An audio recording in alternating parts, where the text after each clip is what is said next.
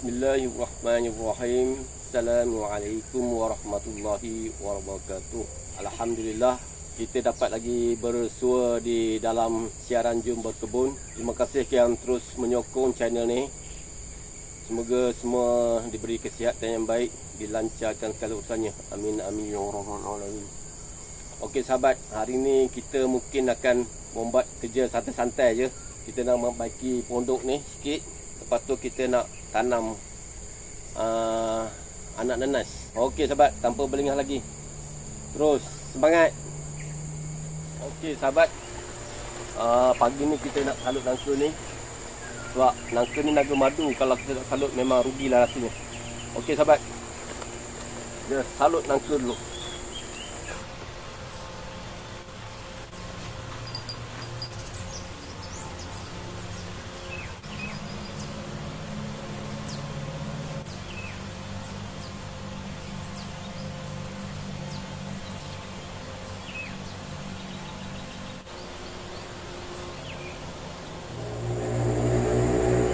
Alhamdulillah, kita dah berjaya. Semangat.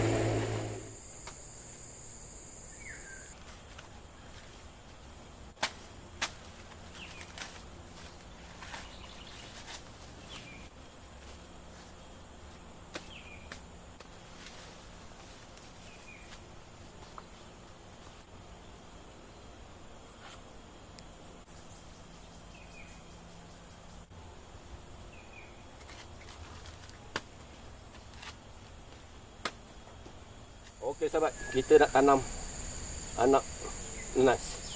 Ayuh.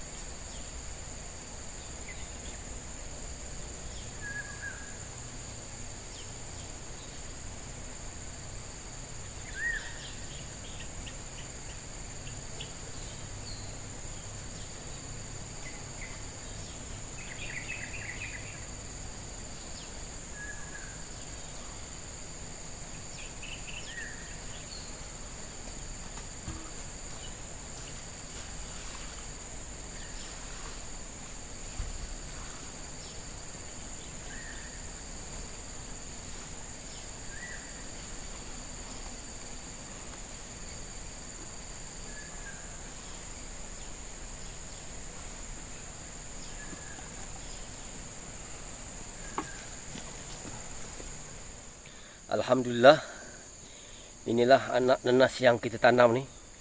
1, 2,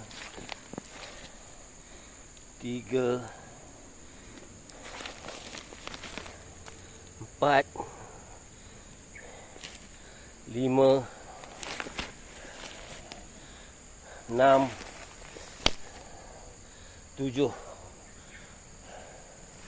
Mudah-mudahan ia mendatangkan hasil.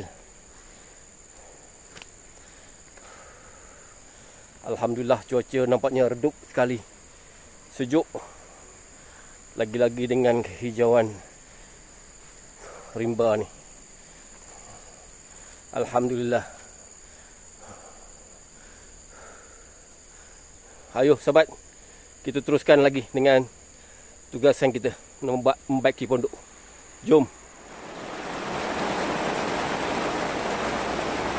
Mungkin kita akan berakhir di sini sebab hujan lebat sekarang ni. Jadi kita tidak dapat untuk menjalankan sebarang aktiviti. Hujan lebat sekali. Alhamdulillah. Terima kasih kepada yang terus menyokong. Dan saya mengharapkan sekiranya ada apa-apa komen, sila komen. Dan saya juga mengharapkan semoga anda tolong like, komen, share dan subscribe. Okey sahabat, hujan semakin lebat, kita terpaksa balik rumah. Okey sahabat, semangat. Jom demo kita ke kebun.